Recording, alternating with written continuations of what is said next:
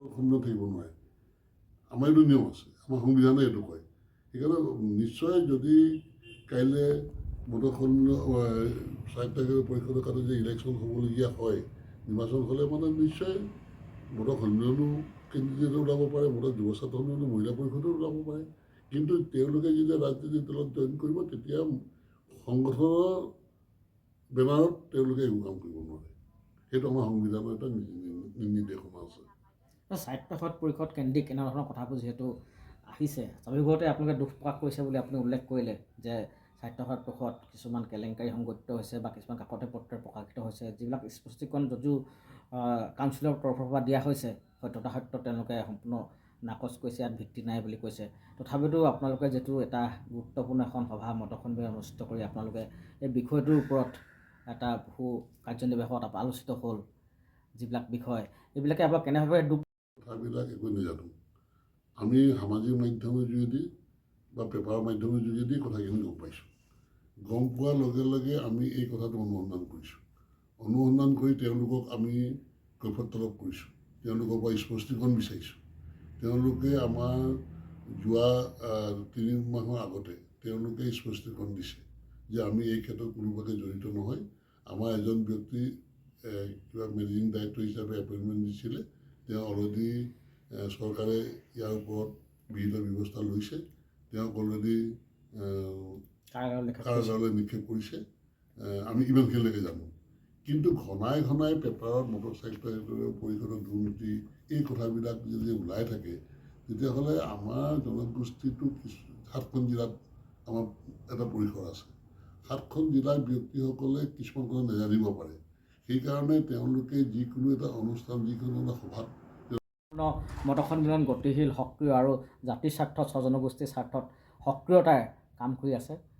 আমি অকল আমিয়ে নহয়, মটৰ সন্মিলনেই নহয়, মটৰ সন্মিলন, মটৰ যুৱ ছাত্ৰ সন্মিলন, মটৰ মহিলা পৰিষদৰ পৰা আদি কৰি আমাৰ যিমানবিলাক সংগঠন আছে, গোটেই সংগঠনবিলাকে মটৰ জনগোষ্ঠীৰ উন্নতি সাধনৰ কাৰণেই কাম কৰি আছে আৰু সক্ৰিয়ভাৱে সকলোৱে কাম কৰি আছে।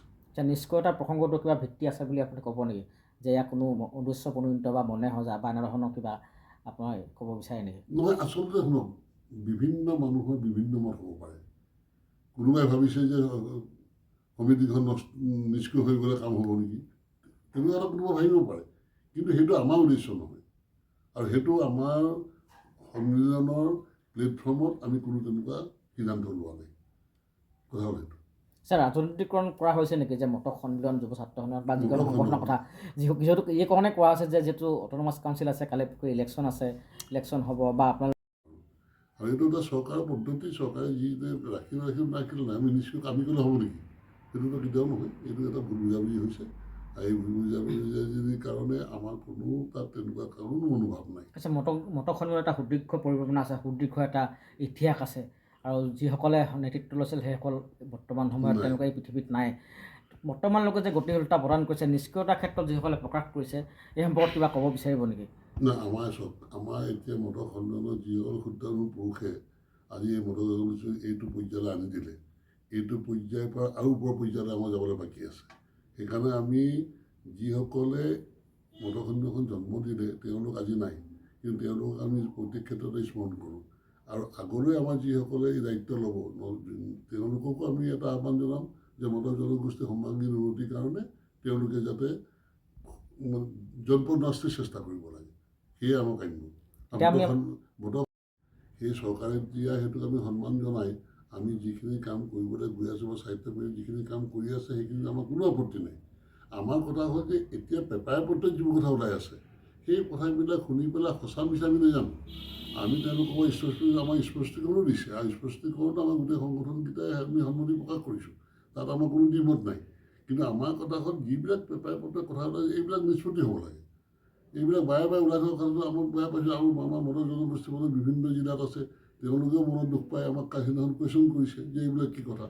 আমাৰ কথা হ'ল সেইটোৱেই, আমাৰ কেতিয়াও এই নিষ্ক্ৰিয় শব্দটো আমাৰ ভুলবশতঃ যদি কোনোবাই ওলাইছে বা হৈছে, এইটো আমাৰ মটৰ সন্মিলনৰ এইটো কোনো কথা নহয়। সেইটো আপোনালোকতো এতিয়া আমি সংবাদ মাধ্যমৰ যোগেদি স্পষ্টীকৰণ আহি দিছোঁ, আমাৰ এইটো তেনেকুৱা কোনো মতি নাই। আৰু এইখন স্বায়ত্তশাসিত পৰিষদ আমিয়ে আন্দোলনৰ কোবত আমাৰ বনাই দিয়া এটা বস্তু, চৰকাৰে দিয়া এটা বস্তু, সোণোৱাল চৰকাৰ থকা দিছে। পালে তাৰ পৰৱৰ্তী সময়ত দেখা গ'ল মটক সন্মিলনে হওক যুৱ ছাত্ৰ সন্মিলনে হওক বা মটক ছাত্ৰ সন্থা যুৱ ছাত্ৰ পৰিষদৰ একাংশ যিসকল নেতা আছিলে শিক্ষক পদবী তেওঁলোকে কাউন্সিলত অন্তৰ্ভুক্ত হ'ল, চামিলকৰণ হ'ল। বহু সংখ্যকে প্ৰথম কথা হ'ল মটক সন্মিলন, মটক যুৱ ছাত্ৰ সন্মিলন, মটক মহিলা পৰিষদ, আমাৰ যিবিলাক সংগঠন আছে এইবিলাক অৰাজনৈতিক সংগঠন। ইয়াত ৰাজনৈতিকৰ কোনো স্থান নাই। আমাৰ সংবিধানতে লিখা আছে যিকোনো এটা ৰাজনৈতিক দলত থকা ব্যক্তি আমাৰ মটক সন্মিলন, আমাৰ যুৱ ছাত্ৰ কোনো এটা সংগঠনত আমি থাকিব নোৱাৰে। কিন্তু এতিয়া আমাৰ কথা হ'ল আমাৰ যিহেতু এইটো চিলেকশ্যন বডি, মটনৰ যিখন বডি আছে আমাৰ চিলেকশ্যন বডি, কিন্তু ইলেকশ্যন বডি হোৱা নাই। যিদিনাখনেই ইলেকশ্যন বডি হ'ব তেতিয়া ধৰক বিভিন্ন ৰাজনৈতিক দলত থকা মানুহ বিভিন্ন ৰাজনৈতিক দলৰ প্ৰতিদ্বন্দ্বিতা কৰিব, তাত আমাৰ ক'বলগীয়া একো নাই। আৰু যিয়ে প্ৰতিদ্বন্দ্বিতা নকৰক কিন্তু মটক সন্মিলনত